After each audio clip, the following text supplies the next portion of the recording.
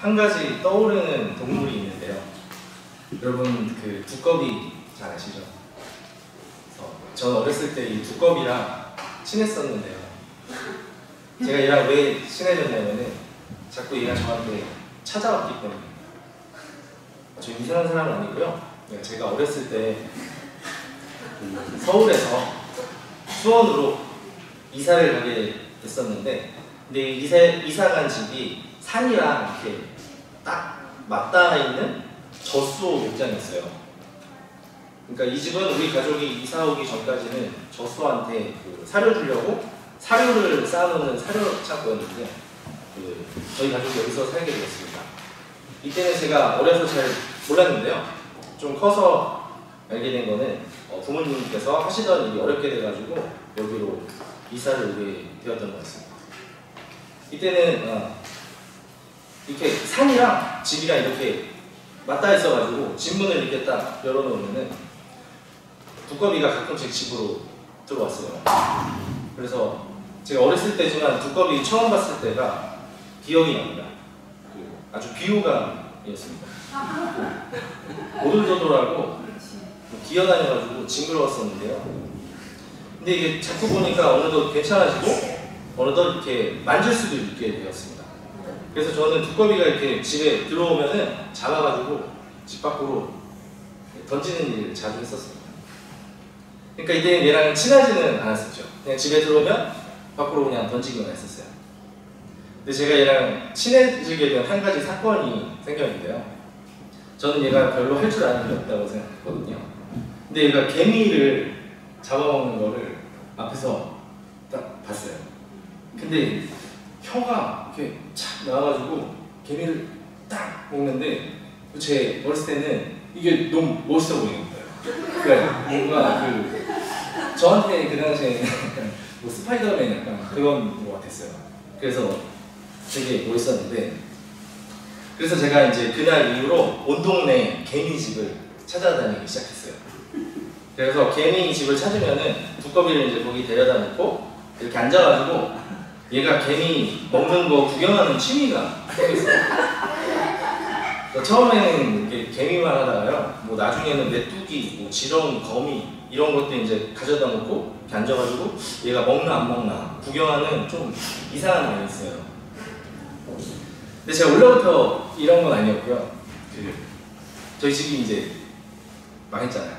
그래서 근데 장난감도 이렇게 형편이 안 되니까 못 사고 별로 가지고 놀 게 없었어요. 그래서 부모님이 두 분 다 일을 하러 아침에 이제 나갔다가 밤에 들어왔고, 형이 8살이라서 초등학교를 들어갔습니다. 그리고 저는 원래 할머니가 돌봐줬는데 그 할머니가 저희 그 고모들이 5명이거든요. 근데 그 5명의 고모들을 돌아다니면서 집을 비울 때가 있었는데, 이때가 저는 좀 힘들었었어요. 왜냐면 이제 부모님이 나가시고 형이 학교에 가면은 저는 이제 혼자 나와가지고 형이 돌아올 때까지 있었어야 했는데, 집에 혼자 있기엔 제가 너무 어렸었거든요. 그때가 제가 이제 5살 때였는데, 그래서 이제 저는 집에서 가만히 기다리지를 못했어요. 그래서 집 밖으로 골목길로 나가서 형을 기다리면서 그 형이 이제 다시 올 때까지 앉아가지고 울었어요. 이렇게 울고 있다가 형이 학교에서 돌아오면은 같이 집에 들어가고, 형 나가면 또 울고, 형 들어오면 같이 집에 들어오고, 이렇게 할머니가 없을 때 그렇게 살았습니다. 그래서 제가 나름 방법을 찾은 게 두꺼비랑 노는 거였던 거죠. 그러니까 저녁 때 얘가 잘 돌아다니거든요. 그때 이제 딱 잡아놨다가 낮에 혼자가 되면은 얘랑 개미집도 돌아다니고 메뚜기도 잡아주고 뭐 지렁이도 잡아주고 그렇게 놀았습니다. 그러다가 이제 유치원을 1년 다니고 초등학교를 다니게 됐는데요. 이 두꺼비랑만 놀다가 사람 친구들이랑 노니까 너무 신나는 거죠. 그러니까 제가 노는 거를 참 좋아했었어요. 그러니까 어릴 때는 산이랑 들판도 뛰어다니고 곤충도 잡고 물고기도 잡고 참 순수하게 놀았습니다. 그러다가 이제 초등학교 때 유도를 배우게 됐는데요. 중학교를 가서도 계속 운동을 해서 대회도 나가고 입상도 하게 되었습니다. 운동신경이 거의 이게 짐승 수준이라 진짜 장난 아니거든요. 그래서 운동을 계속 하니까 이게 기술도 늘고 그 주변 친구들보다 힘이 좀 세졌어요. 그래서 그때부터 이게 질 나쁜 친구들하고 어울려 다니면서 지내기 시작했습니다. 이때부터 제 인생에 좀 암흑기가 시작되는데요. 중학교를 졸업하고 나서 1년 동안 학교를 안 들어갔는데 이때 뭐 주유소, 노래방, 당구장 뭐 이런 데서 일해서 돈 벌고 그 돈 벌면 그 돈으로 술 마시고 나이트클럽 같은 데 다니고 그렇게 방탕하게 살았습니다. 그러다가 1년 후에 실업계 농업고등학교를 들어갔는데 이때 부모님이 장사하는 것 때문에 충북 영동으로 저만 이제 수원에 두고서 이사를 가셨어요. 그래서 이때부터 이제 학교 앞에서 자취하면서 학교도 잘 안 나가고 자취방에 이제 친구들 불러서 술 마시고 그렇게 지내다가 그때 담임 선생님이 안 되겠다고 얘를 이제 계속 여기 혼자 두면 안 된다고 데려가라고 부모님한테 전화를 해가지고요. 부모님이 오셨고 저 그래서 충북 영동으로 전학을 가게 됐어요. 근데 뭐 전학가도 뭐 달라지는 건 없잖아요. 그냥 거기 학교 양아치들이랑 또 어울려가지고 술 마시고 놀고 시골인데 놀기가 더 좋더라고요. 오토바이 타고 강가 가서 뭐 고기 구워 먹고 낚시해서 매운탕 끓여가지고 술 마시고 그렇게 지내다가 부모님이 다시 이제 장사 때문에 다른 지방 상주죠. 상주로 이제 저랑 저희 할머니만 남겨두고 또 이사를 가셨어요. 이때부터 이제 더 큰 암기가 시작되는데 이제 저는 학교에 거의 나가지 않으면서 가요주점에서 일하면서 그 주점 이제 뒤를 봐주는 건달 형들이랑 어울려 다니면서 놀다가 그 건달 중에 한 형이랑 되게 친해졌어요. 그래서 그 형이랑 의형제를 맺고 그러다가 그 형이 그 조직을 이렇게 들어오라는 제의까지 해서 그런 것까지 받게 됐어요. 그런데 그 당시에 그 조직 누군가가 일반인을 칼로 찔렀는데 그 사람이 죽어가지고 경찰들이 그 조직 형들을 잡으러 다니는 바람에 그 형이랑 조직 사람들이 다 흩어져가지고 다행히 저는 그 형이랑 자연스럽게 멀어지게 됐어요. 제가 그렇게 좀 되는 대로 살면서 학교를 잘 안 다녔는데도 고등학교 졸업을 시켜주더라고요. 그래서 이제 졸업하고 지방 전문대에 들어가게 됐고 식품가공학과로 한 학기를 다니다가 휴학하고 군대를 갔습니다. 처음에는 저의 양아치 근성 때문에 선임한테 개기기도 하고 좀 그랬었는데 군대라는 곳이 그래도 사람을 좀 정신을 차리게 만들더라고요. 그리고 너무 힘드니까 부모님 생각도 나게 하고 나가서 이제 어떻게 살지? 뭐 이런 인생의 고민들을 하면서 지냈습니다. 그러던 중에 저희 부대로 기독교 찬양팀이 위문 공연이 왔는데요. 그때 찬양팀의 리더가 기타를 치면서 에릭 클립턴의 Tears in Heaven이라는 팝송을 딱 치면서 불러줬는데 소름이 팍 돋는 거예요. 그러니까 너무 잘하고 목소리도 좋고 기타도 진짜 잘 치고 그때 생각했어요. 이거다. 이제 나는 나가면은 기타를 전공해서 여자친구도 만나고 돈도 벌고 행복하게 살아야겠다. 이런 생각을 하고 제대를 하자마자 바로 동네 기타학원을 찾아갔는데 마침 그 학원 기타 원장 선생님이 클래식 기타를 전공하는 원장 선생님이었어요. 그래서 제가 그 게임에 빠져가지고 클래식 기타를 배우게 됐어요. 그래서 클래식 기타를 배우고 제가 휴학했던 김천 전문대 음악과로 새로 들어가게 됐어요. 그렇게 입학하고 졸업한 후에 4년제 대학으로 편입학을 하기 위해서 서울로 가게 됐습니다. 1년을 준비하고 편입시험으로 5개 대학을 갔는데 다 떨어졌습니다. 그래서 그냥 다 때려칠까 생각하다가 1년만 더 해보기로 하고 1년 동안 가끔씩 열심히도 하고 뭐 되는 대로도 살고 하다가 또 시험 볼 때가 돼서 시험을 봤는데 이번에는 붙어가지고 그렇게 학교를 들어가고 졸업하고 학원이랑 중학교에 클래식 기타 강사로 출강하면서 연주회를 하게 됐습니다. 이때 아버지가 제 연주회를 처음으로 보러 오셨어요. 근데 이제 저랑 같이 연주했던 다른 사람들은 유학 프로필이 다 있었는데 저만 유학 프로필이 없어가지고요. 그래서 그걸 보시더니 아버지가 보기가 안 좋으셨나봐요. 그래서 너도 인생을 길게 보고 유학 다녀와 이러시더라고요. 그래서 제가 이 당시에 천안 쪽에서 실용음악 학원을 하려고 자리를 다 알아가는 상태였거든요. 근데 이제 다 접고서 파리로 유학을 가게 됐습니다. 그 유학을 와서 시험을 보고 까시형이라는 국립음악원에 들어갔는데 제가 생각할 때는 뭔가 그 가르침이 한국과 별 다를 바가 없는 것 같았어요. 그래가지고 에콜 노르말 파리라는 좀 더 비싼 고등음악원으로 다시 시험을 보고 들어가게 됐습니다. 이 학교에는 그 퐁세라는 기타계의 거장이 한 분 계셨었는데요. 그분에게 배우는 기회가 주어졌습니다. 근데 첫 수업 시간에 아무런 음악적 레슨을 해주지 않았습니다. 그냥 이렇게 기타를 치고 있으니까요. 제 오른손을 유심히 보더라고요. 그러더니 한 손가락씩 쳐보라고 하더니 너는 소리를 내는 것이 틀렸다고 하더라고요. 다른 아이들 레슨해줄 때는 표정이 되게 좋아요. 그러다가 제가 기타만 딱 치면 표정이 딱 안 좋아지더라고요. 저는 제가 나름대로 그 애들보다 낫다고 생각했거든요. 근데 저는 소리를 내는 기본기부터가 잘못되어 있다는 것을 얼마 지나지 않아서 깨닫게 되었습니다. 생각해보니까 제가 군대를 제대하고 기본기 없이 그냥 바로 제가 하고 싶은 곡으로 연습하고 모든 그 샘열인표와 클래식 이론들이 있는데 공부하지 않고 그냥 느낌대로만 제가 친 결과로 또 테크닉만 있는 거죠. 그래서 그걸로 한국에서는 모두를 속이면서 대학까지 졸업을 했는데 거기 가보니까 진짜한테 딱 걸려가지고 한치 앞도 전진할 수 없는 그런 상태가 딱 된 거예요.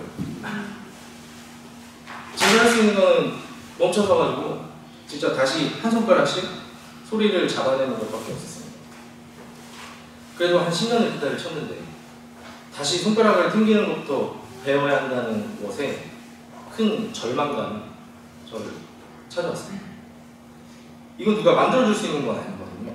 왜냐하면 모든 사람이 손가락 길이와 뭐 손톱의 길이, 굵기, 기타를 잡는 각도 다 미세하게 다르기 때문에 그냥 뭐 그 소리다, 그거 아니다, 아니면 좀 더 손톱을 기르고 뭐 눌러서 쳐봐라, 뭐 손목이나 기타 각도를 틀어봐라, 이런 정도의 조언을 해줄 수 있는데 결국 그 소리 자체를 만들어내는 거는 본인의 기본기하고 그 소리를 잡아내는 가지가지 시도들, 그런 걸 해보는 시간과의 싸움, 자기 자신과의 싸움이기 때문이었습니다. 이때 참 술을 많이 마셨습니다. 내 인생은 실패한 인생이야. 나는 날고 싶어서 왔는데 기어야 한다. 그러니까 이 절망감이 저를 더욱더 이제 자포자기 상태로 만들었고요. 저를 다시 되는 대로 막 살도록 만들었습니다. 이 무렵에 이제 그 마음도 허전하고 뭔가 색다른 일을 하고 싶은 마음이 들었습니다. 그래서 이제 교회에 가서 여자친구를 만들어서 허전한 마음을 달래고 싶었습니다. 그래서 이제 찾아간 곳이 바로 파리선한 장로교회였어요. 자매를 만나고 싶어서 교회에 가긴 했지만 기도 시간에 눈 감고 나름의 기도도 해보고 목사님 말씀도 들으면서 맞네 아니네 막 제가 따라오기도 하고, 그리고 교회 친구들과 교제하면서 뭐 기타 치기 힘들다는 기도 제목도 내고 기도를 요청하기도 하고 그렇게 교회 생활을 시작하게 되었습니다. 그렇게 교회를 다니면서 학교를 다니면서 제 기타 소리를 고쳐나갔습니다. 무시했던 이론 공부하고 샘열인에 신경 쓰면서 2년 정도 이제 고쳐나가니까 어느 정도 소리가 잡혀 나가는 것 같았습니다. 그리고 그때쯤 이제 한국에서 제 기타 후배 2명이 파리로 그 유학을 와서 제가 이제 얘기했죠. 우리 학교 에콜 노르말이 진짜다. 너는 여기 들어와. 이렇게 추천을 해줬고 후배들이 제 말을 믿고 저희 학교 시험을 보고 들어오게 돼가지고 저희 셋이 학교를 함께 다니게 되었어요. 제 후배들은 둘 다 예중예고 나왔고 어릴 때부터 기타를 치긴 했지만 저는 이제 2년을 그 뽕새한테 배웠잖아요. 그래서 이제 자신감이 있었어요. 그 소리를 들었다니. 그래서 제가 후배들한테 막 소리도 가르쳐주고 너네 여기서 이렇게 해야지, 이렇게 충고도 좀 해주고 그랬습니다. 그리고 시험날이 됐고 시험 결과가 나왔는데요. 이 결과는 저만 떨어지고 걔네들은 붙은 거예요. 그때 그 창피함과 그 민망함 그리고 그 좌절감 참 끔찍했습니다. 그 G9명이 있으면 들어가고 싶다는 말이 진짜 막 너무 와닿는 그런 경험이었어요. 그때 하나님을 너무 많았어요. 왜냐하면 제가 기도했었거든요. 제가 무슨 기도를 했냐면요. 저를 시험에 붙여주셔가지고 제 후배 2명도 하나님 믿으면 잘 된다는 것을 알게 해주세요. 그래서 셋이 함께 교회도 다니게 해주세요. 왜냐하면 그 2 친구도 교회를 안 다녀가지고 그렇게 기도했었습니다. 근데 하나님께서 제 생각과는 다른 방식으로 저를 훈련시켜 주시더라고요. 그렇게 제 생각과는 다른 하나님의 훈련들이 하나하나 시작되고 있다는 것을 그때는 알지 못했었습니다. 그러니까 해외 생활하다 보니까 여러 가지 상황들 속에서 비참하고 자존심 상하는 날들이 많았어요. 그렇게 지친 삶을 살다가 교회 전교인 영성수련회를 가게 됐는데 이때 그 파리 선한 장로교회 담임 목사님께서 하나님께서 파리로 우리들을 부르신 것에는 반드시 이유가 있다. 인생을 뒤돌아보면 다 우연같고 우리가 해온 것 같지만 신실한 하나님의 인도하심이 있는 것이라는 말씀을 해주셨는데 이때의 말씀을 통해서 정말 제 인생을 뒤돌아보는 시간을 가졌고 저는 진짜 하나님께서 계신 것 같다는 생각을 하게 되었습니다. 그래서 파리로 다시 돌아와서 그 주에 이제 수요예배에 나가게 됐는데 마침 그 주간이 성령 강림 주간이었어요. 그래서 저희 이제 교회 부목사님 김마리 목사님이라고 계시거든요. 그 목사님이랑 이제 담임 목사님 사모님께서 제 양옆으로 오시더니 앉으시더라고요. 그리고 김마리 목사님께서 제게 물어보셨어요. 살아계신 예수 그리스도가 형제님의 주인 되심을 믿으시나요? 이렇게 물어보셔서 제가 생각해보고 네 이렇게 대답하니까 목사님께서 성령께서 민철 형제님의 마음 안으로 들어가시길 원하시는데 괜찮으신가요? 라고 물어보셨습니다. 또 제가 생각해보고 네 라고 대답했더니 믿음으로 고백하고 입술로 시인했으니 이제 주님의 자녀가 되었음을 선포합니다. 이렇게 말씀하셨는데 왠지는 모르지만 제가 막 눈물이 막 흘러나오면서 내가 왜 울지? 막 그런 마음하고 그 왠지 모를 감격이 막 뒤섞여가지고 뭔가 되게 이상한 상태가 됐어요. 근데 한 가지 분명하게 제가 알겠는 게 성령께서 제 안에 들어오신 확신이 있었어요. 그래서 이 기분을 주체할 수가 없었어요. 너무 기뻤습니다. 그래서 성령께서 제 안에 들어오시고 하나님께서 진짜 살아계신 것하고 성경 말씀이 점점 믿겨지기 시작했습니다. 이때부터 새벽 기도해야 하고 말씀 읽기를 열심히 했습니다. 그때 제가 성경을 보니까요. 성경 안에 나오는 위대한 인물들 중에 완벽한 사람이 단 한 명도 없더라고요. 모두가 크고 작은 실수를 하고 모두가 내적인 고민들을 가지고 살아가는 사람들이었습니다. 그래서 그 한 사람 한 사람의 연약하고 악한 모습이 저의 모습과 겹쳐지면서 하나님께서 그들을 고쳐주시고 품어주셨듯이 저 또한 고쳐주시고 품어주시는 것을 경험하면서 조금씩 제 내면도 변하기 시작했습니다. 교회에서 하는 여러 가지 프로그램들과 훈련들을 받으면서 그리고 또한 여러 가지 고난들을 통해서 주님께서 저를 조금씩 깎아내고 연단시켜 주셨습니다. 저는 멈춰서서 인생을 다시 한번 돌아보게 되었습니다. 내가 어떻게 교회를 왔고 하나님 만나게 됐지? 내가 왜 파리가 되겠지? 내가 왜 기타 치게 됐지? 이렇게 막 제 과거를 추적을 해봤어요. 그랬더니 그 한 사람이 떠오르더라고요. 그 누구였냐면은 그 군대에서 에릭 클립턴 그 파수성이 불러줬던 그 차양팀 리더. 그래서 하나님께서 그 차양팀 리더를 통해서 제게 기타를 쳐야겠다는 꿈을 심어주었어요.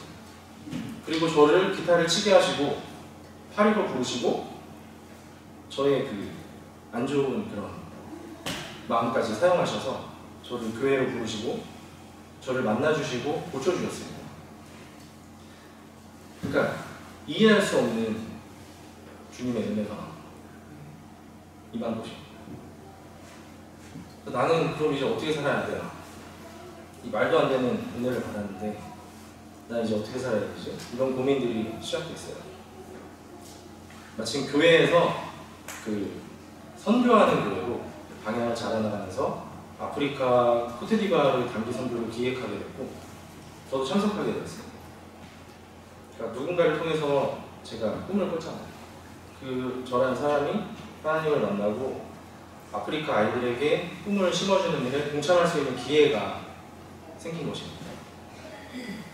코트디부아르에 가서 음악 아틀리에를 열고 기타를 치면서 아이들에게 찬양을 가르쳐줬는데 그때 진짜 뭐라고 설명하기는 좀 힘든데 막 그런 감동적인 그런 마음들이 저를 이렇게 찾아오더라고요.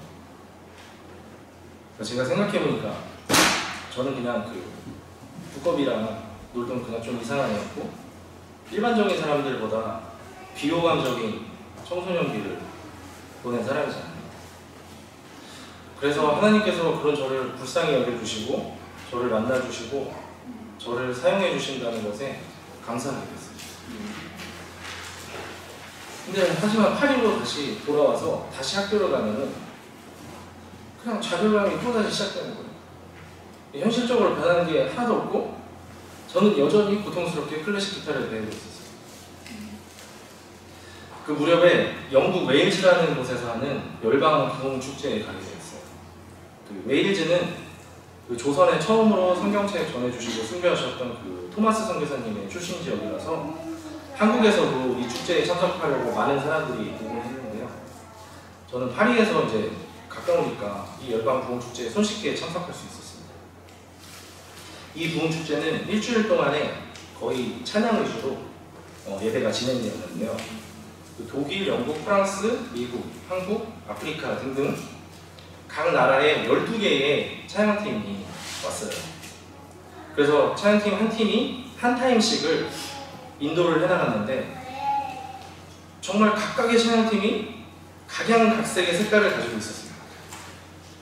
한 가지 공통점이 있더라고요. 찬양팀 리더들이 모두 이제 기타를 치고 있었고 모두가 너무 행복해 보인다는 것이었어요.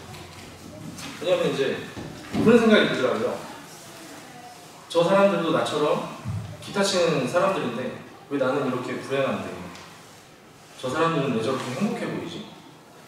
나도 행복해지고 싶다. 그리고 파리로 돌아오는 유로스타 안에서 많은 생각들이 지나갔는데 내가 기타를 칠 때 언제 행복했었지? 그거를 적어봤어요. 그랬더니 이제 대학을 붙었을 때 그리고 연주회가 끝나고 박수가 될 때 연주회 끝나고 뒤풀이 할 때 적어놓고 보니까 좀 이상하더라고요. 왜냐하면 음악에 대한 보상은 음악 자체에도 있어야 되는데 저는 연습을 하면서 한 번도 행복을 느껴본 적이 없더라고요. 당연히 연습하면서 마냥 행복하기만 할 수는 없는 거지만 어느 정도 연습을 하면서도 만족감이나 기쁨이 있어야 되는데 제 안에 그런 것들이 없다는 걸 발견하고 내가 과연 평생 이 클래식 기타리스트로 살아갈 수 있을까에 대한 이제 진지한 고민을 하게 됐어요. 결론은 클래식 기타로 성공하는 것도 힘들 것 같고 평생을 불행하게 살 수는 없다는 생각이 들었어요. 결단이 필요했습니다. 그래서 저는 결국 클래식 기타리스트의 삶을 포기하고 내가 진짜 좋아하는 음악, 처음부터 하고 싶었던 대중음악 쪽으로 방향을 바꿨습니다. 그리고 제게 맞는 음악을 하기로 결단하고 바로 핑거스타일 기타라는 선율하고 리듬을 함께 치는 실용음악 쪽으로 방향을 바꾸고 에콜 아틀라라는 실용음악 학교에 시험을 봤습니다. 10년간 기타를 쳐온 덕에 핑거링과 테크닉 쪽에서 높은 평가를 받고 진짜 테크닉 장난 아니에요. 자, 그래서 프로페셔널이라는 이거를 갖고 입학하게 되었고요. 1년 만에 실기와 기타 수업을 패스했고 그에 대한 셀티피케와 증명서를 받게 됐어요. 선생님이 이론도 하라고 했는데 그냥 이론은 제가 하기 싫어서 안 한다고 했어요. 그렇게 학교를 마치고 교회 다니면서 찬양 인도를 이제 하기 시작했는데 찬양 인도를 할 때 부어지는 하나님의 은혜는 참 말로 설명하기가 참 힘들 정도였습니다. 그래도 제가 간증하러 나왔으니까 설명을 해보겠습니다. 일단 소름이 막 돋고요. 그리고 가사를 읊조릴 때 진심을 다해서 부르지 못한다 할지라도 가사 자체에서 주는 울림 같은 것들도 있고요. 그리고 참 공감이 되는 가사들에 어느덧 깊이 빠질 때는 모든 사람 앞에서 하나님에 대해 간증하는 그런 마음이 들면서 그 벅찬 감동의 마음이 들고요. 진짜 오실 때는 하나님께서 진짜 다 모르겠는데 되게 깊은 그 감동을 느끼게 해주실 때도 있어요. 제가 좀 울고 나서요. 원래 하나님 만나기 전에는 제가 진짜 좀 상남자 스타일을 추구하는 그런 컨셉이었거든요. 근데 지금은 그냥 제가 잘 우는 제 모습이 나름대로 만족스럽습니다. 좀 흉측하게 울 때가 많아가지고 그거만 좀 조심하면 될 거예요. 그렇게 찬양인도의 감동에 이제 빠져가면서 하나님에 대해서 더욱 알아가고 싶은 마음이 들었습니다. 좀 단순한 생각이었지만 그 대중가요 가수가 그 사랑 노래나 이별 노래 부를 때 그거 어떤 건지 충분히 경험하고 느끼며 부르는 거랑 그냥 부르는 거랑 커다란 차이가 있는 것이 분명하니까 나도 하나님을 더욱더 알아서 찬양의 진정성을 입혀야겠다 이렇게 생각을 했어요. 그래서 저는 신학을 공부하기로 마음을 먹었습니다. 근데 제가 사실 웨일즈에서 어떤 영국 할아버지한테요, 너는 목사가 될 거야 라는 예언을 받았거든요. 근데 그때는 이제 좀 예언을 반신반의했고 그런 생각이 전혀 없을 때라서 별 생각이 없었는데 제가 진짜 신학을 하기 위해 파리 신학대학교를 입학하게 되었어요. 그리고 수업을 들었는데 도대체가 무슨 소리인지 진짜 모르겠더라고요. 어학 공부를 제대로 하지 않은 데다가 한국말로도 사실 신학이 어렵잖아요. 근데 그걸 불어로 하려니까 마음이 어려워지더라고요. 근데 일단 들어가서 부딪히자는 생각으로 들어갔지만 막상 부딪혀보니까 생각했던 것보다 더 힘들더라고요. 그래서 2년을 다녔는데 저는 히브리어와 헬라어만 패스할 수 있었어요. 그 당시 교회 목사님들이 그러시더라고요. 신학교 다니면 기도 지금보다 더 많이 해야 된다. 진짜 기도가 저절로 나와요. 주님께 원망도 참 많이 했습니다.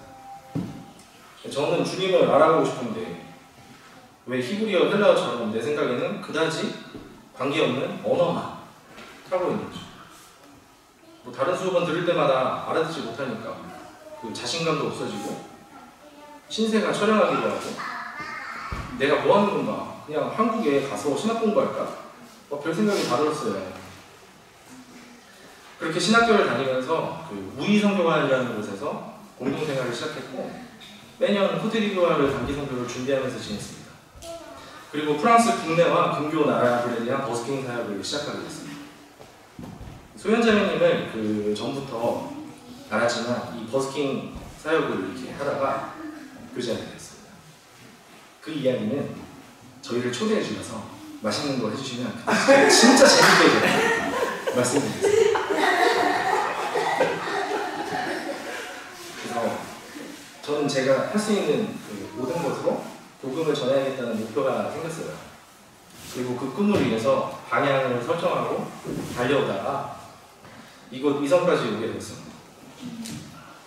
위성이 어떻게 오게 되었는지 이게 나중에 말씀드린다고 제가 써놨는데 시간이 괜찮을 것 같아요. 저는 이게 되게 길다고 생각했는데 해도 될 것 같으니까 그냥 하겠습니다.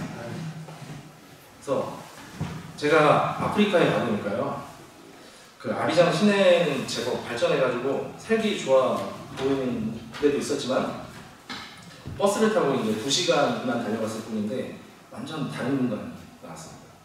그러니까 원주민 마을은 진짜 처참했고요. 가난과 질병으로 힘들게 살아가고 있는 사람들을 만나게 되었어요. 가장 자주 눈에 이제 보이는 게 뭐냐면 마를 때 배만 비정상적으로 튀어나온 아이들이거든요. 영양실조잖아요.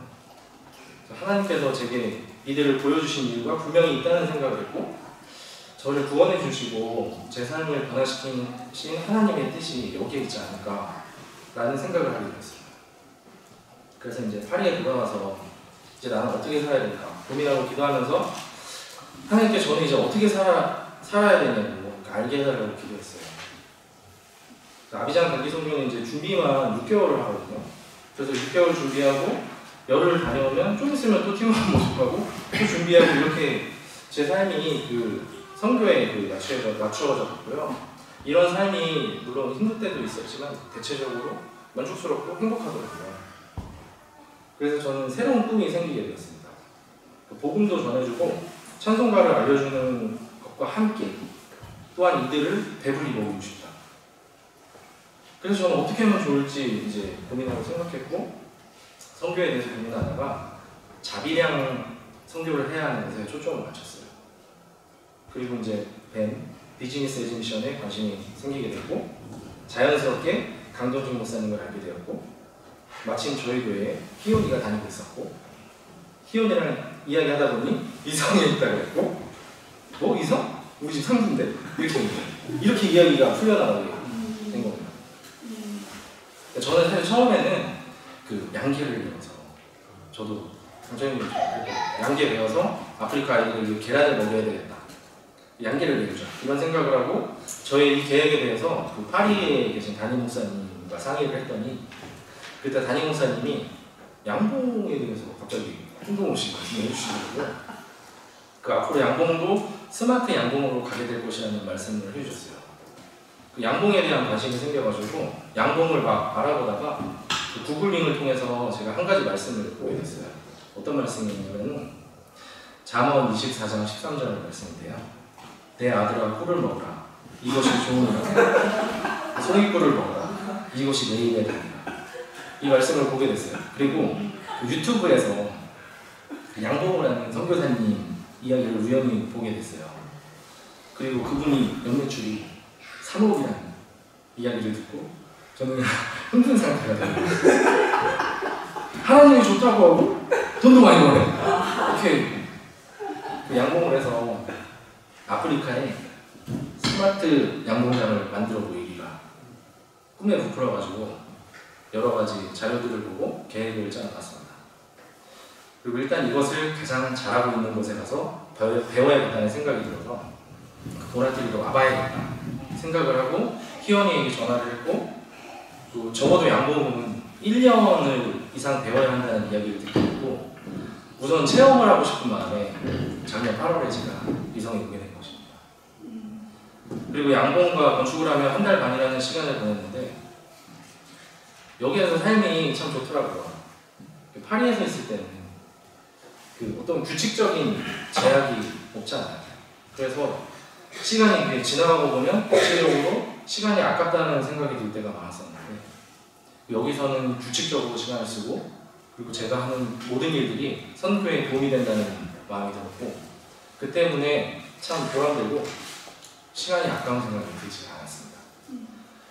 그리고 강동준 목사님께서 선교에 대한 그 실질적인 조언들하고 공동체의 비전에 대해서 말씀해 주시면서 형제 혼자 하는 것보다 같이 하면 시너지 효과가 크다.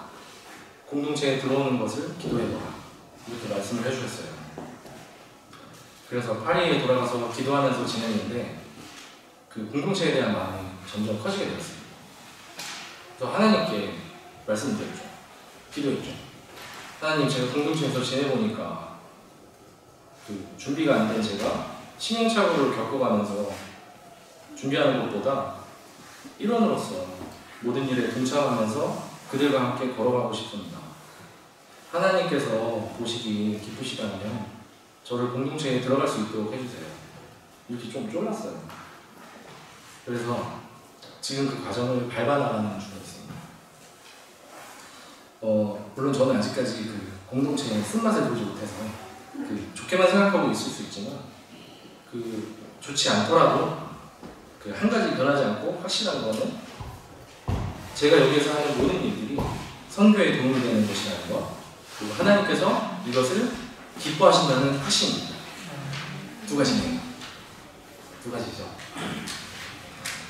여기까지 있었어요. 여기까지 쓰고 시계를 딱 보니까 오늘 아침 9시 40분이라서 이거 씻어야 되는데 이제 10시까지 가야 되는데 마무리 어떻게 하지? 진짜 이제 뭐 없어요.